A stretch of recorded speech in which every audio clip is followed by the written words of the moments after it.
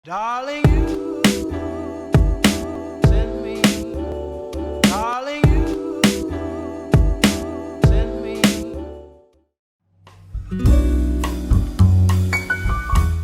Oke, halo semua. Nama saya Satrio Wicaksono ya. Riwayat pendidikan saya mungkin dari riwayat pendidikan dulu ya. Dulu saya satu dari teknik mesin ITB di mulai tahun 2003, lulus 2007, lalu 2007 sampai 2009 itu saya S2 di NTU, Nanyang Technological University. Lalu dari 2009 sampai 2014 saya menyelesaikan S3 di NTU juga di Nanyang Technological University. Nah, setelah itu saya sempat postdoc, tidak ada setahun postdoc. Kemudian 2014 itu saya mulai mengajar di ITB, masuk ke KK perancangan mesin. Nah, labnya lab biomekanika. Bidang keahlian saya itu ada beberapa. Walaupun sebenarnya yang benar-benar dasar yang sudah saya geluti dari S1 sampai S3 itu adalah lebih ke arah composite structure. Walaupun mungkin di antara mahasiswa itu yang area yang saya mungkin tidak paling tidak diketahui punya area di situ seperti. Jadi composite structure itu saya menganalisis kegagalan di komposit, di material komposit, kemudian impact terhadap struktur komposit. Jadi kalau struktur komposit itu mengalami impact, itu efeknya seperti apa, itu saya pelajari juga. Kemudian fatigue di komposit itu saya juga main di sana. Kemudian saya sempat melakukan analisis terkait dengan desain raket ya. Karena raket itu terbuat dari material komposit. Lalu yang terakhir ini saya lakukan itu lebih ke arah low velocity impact terhadap struktur komposit, kemudian juga hydrodynamic impact terhadap struktur komposit, efeknya seperti apa, dan micromechanical analysis dari struktur komposit itu sendiri. Nah, itu yang bagian pertama ya, riset topik saya yang bagian pertama terkait dengan komposit. Karena saya masuk di lab biomekanika FTM di ITB, itu ada beberapa topik juga yang berhubungan erat dengan biomekanika. Yang utamanya itu saya memegang terkait dengan riset terkait dengan dental ya, terkait dengan dental di biomekanika. Jadi kalau misalkan kalian nanti mengambil TA di biomekanika dengan siapapun itu, baik saya, Pak Andi, Pak Sandro, Pak Ferry, Pak Sugi, seperti itu, tetapi kalian mengambil topik yang risetnya hubungannya dengan dental biomechanics, yaitu kemungkinan besar saya akan ikut membantu membimbing di sana. Karena itu adalah di biomekanika itu topik penelitian utama saya, seperti itu ya. Kami menganalisis apa yang terjadi pada gigi manusia. Contoh, kalau misalkan kita ompong gitu ya, lalu gigi kita diganti dengan implan. Nah, tegangan-tegangan yang terjadi pada implan itu seperti apa? Optimasi desainnya seperti apa? Selain itu juga kami menganalisis alat-alat bantu juga, seperti misalkan splint itu adalah alat bantu yang digunakan untuk membantu pasien bruxism. Bruxism itu adalah kondisi di mana gigi atas dan gigi bawah itu sering menggerus satu sama lain, jadi giginya sampai flat gitu ya. Kami menganalisis splint tersebut, splint jenis apa yang paling bagus untuk pasien bruxism seperti itu. Nah, selain itu, kami juga bekerja sama dengan dokter gigi untuk membuat alat-alat bantu juga. Yang sudah dikembangkan sekarang itu, kami sudah mengembangkan alat ukur gaya pengunyahan, itu sudah ada patennya. Bukan sudah ada patennya, patennya sudah terdaftar ya, seperti itu. Kemudian kami juga membantu dokter gigi untuk membuat fixture saat operasi rahang, seperti itu ya. Jadi fixture bantuan untuk dokter gigi supaya operasi rahang itu bisa berjalan dengan lebih cepat. Itu ada 2 paten yang saat ini dalam proses pendaftaran. Kemudian juga alat-alat bantu dokter gigi lainnya itu termasuk hal-hal yang masuk ke dalam riset dental biomechanics. Bisa dikatakan ya, ini hubungannya sangat-sangat erat dengan kedokteran gigi. Jadi biasanya jika kalian mengambil topik di sini, itu nanti salah satu pembimbingnya itu akan dokter gigi ya. Bisa dokter gigi dari RSGM di bawah 4 ya. Bisa juga dokter gigi di bawah RSAS, seperti itu. Jadi yang untuk operasi rahang itu kita kerjasamanya dengan dokter-dokter gigi di RSAS yang memang fokusnya itu adalah terkait dengan operasi gigi, seperti itu. Kemudian kalau yang terkait dengan implan, desain pasak dan sebagainya, kita kerjasamanya dengan dosen-dosen di FKG 4, seperti itu ya.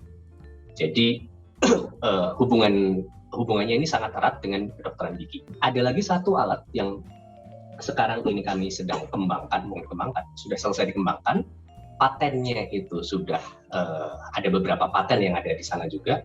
Itu alatnya namanya Dan-In. Bagi yang tertarik mungkin kalian bisa bisa lihat di YouTube saya, channel YouTube saya. Itu alat yang digunakan untuk membantu dokter gigi supaya bisa praktek di kondisi pandemi seperti sekarang. Alat tersebut kami kembangkan dalam waktu 1 tahun. Nah, sekarang ini sudah deal-dealan dengan manufacturer alat kesehatan, salah satu manufacturer alat kesehatan di Indonesia, supaya bisa diproduksi dalam jumlah banyak. Oke, itu adalah topik kedua saya terkait dengan dental biomechanics. Lalu topik saya juga yang banyak mahasiswa juga tahu ya, itu terkait dengan injury dan juga crashworthiness. Jadi kendaraan itu banyak sekali beredar di jalanan, kendaraan darat ya. Contohnya seperti bus, truk, kemudian mobil seperti itu. Nah, biomekanik itu juga menganalisis terkait dengan kemampuan kendaraan tersebut untuk menghadapi tabrakan. Bisa tabrak depan, yang kemarin kami sudah analisis itu adalah analisis bus terhadap tabrak depan, kemudian analisis bus saat terjadi rollover seperti itu, efeknya kepada penumpang seperti apa, cedera-cedera yang terjadi pada penumpang seperti apa. Lalu hal-hal apa saja yang kita bisa lakukan untuk mengurangi cedera yang terjadi pada penumpang. Itu adalah salah satu riset utama saya juga ya, terkait dengan crashworthiness, kemampuan like tabrak dari suatu kendaraan, dan juga analisis cedera pada penumpang seperti itu. Nah, untuk yang bagian ini biasanya pembimbingannya itu akan bersama-sama antara saya, Pak Sandro, dan juga Pak Andi seperti itu.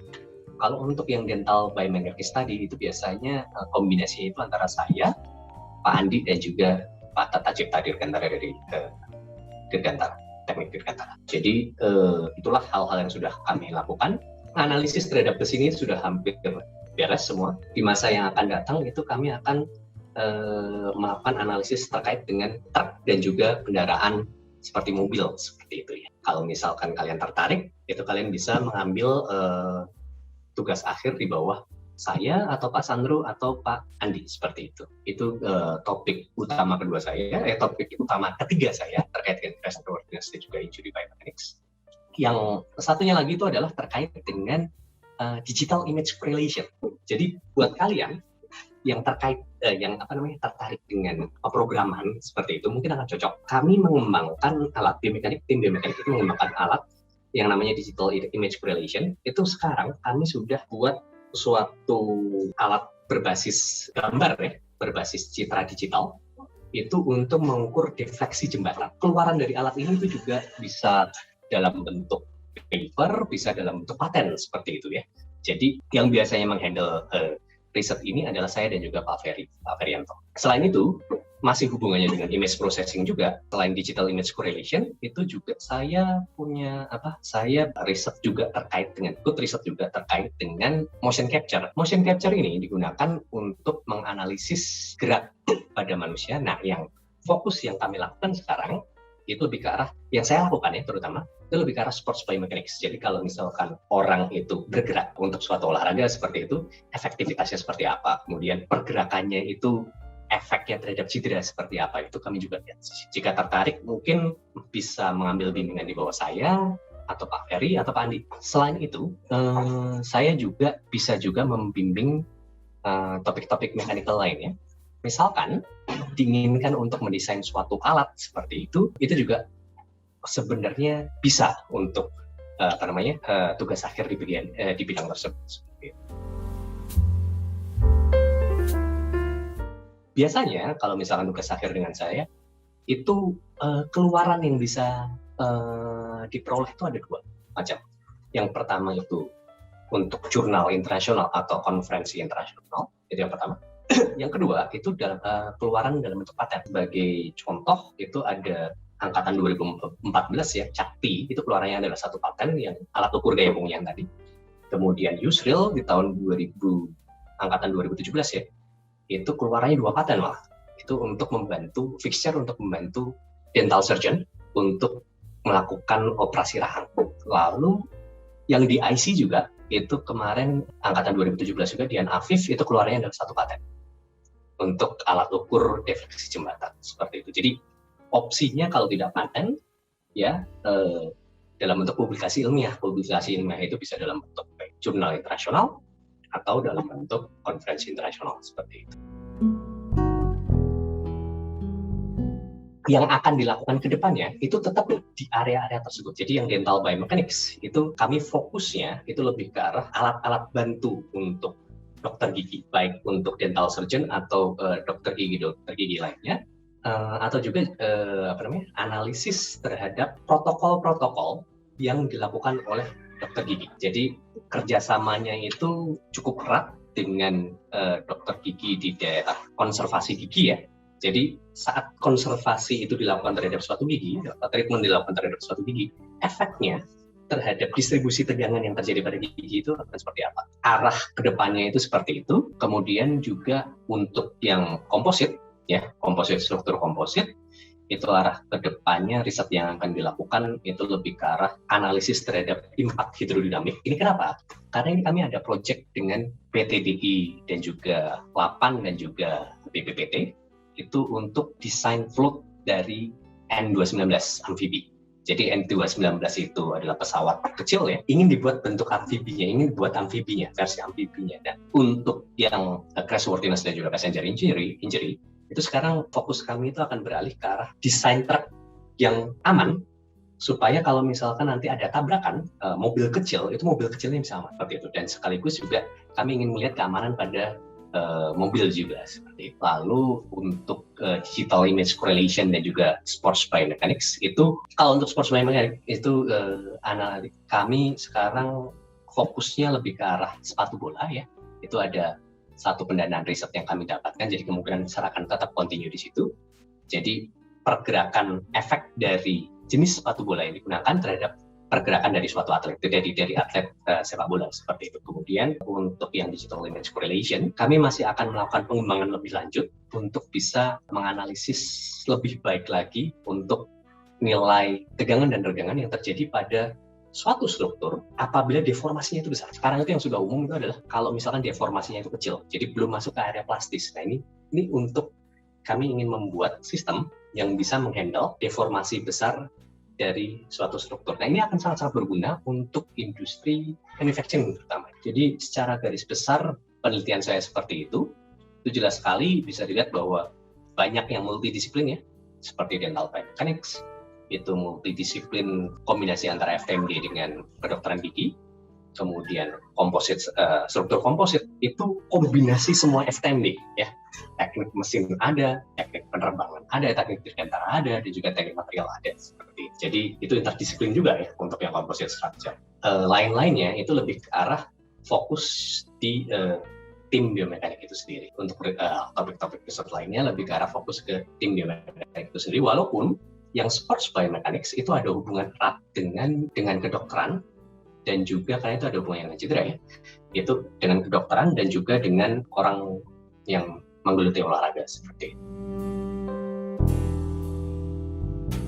Visi riset saya seperti apa? Intinya saya ingin melakukan riset yang berguna bagi bangsa dan negara, utamanya sih itu. Karena jangan sampai riset kita itu, misalkan terutama untuk yang urusannya dengan pembuatan alat ya, itu jangan sampai kita didominasi oleh alat-alat medical devices ya, medical devices dari negara lain. Sebisa mungkin kita bisa memproduksi sendiri, mendesain sendiri alat-alat kesehatan tersebut.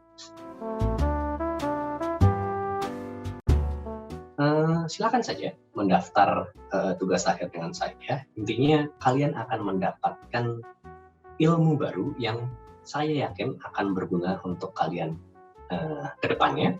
Dan jika kalian mengambil tugas akhir dengan saya, pasti akan ada bimbingan mingguan nih. Jadi saya termasuk tipikal dosen yang memantau terus-menerus progres dari seorang mahasiswa. Jadi kalau misalkan kalian ambil tugas akhir dengan saya, seharusnya sih asalkan kalian mengerjakan dengan baik, seharusnya lulus tepat waktu itu bukan suatu hal yang sulit. Katanya itu saja dari saya. Terima kasih banyak.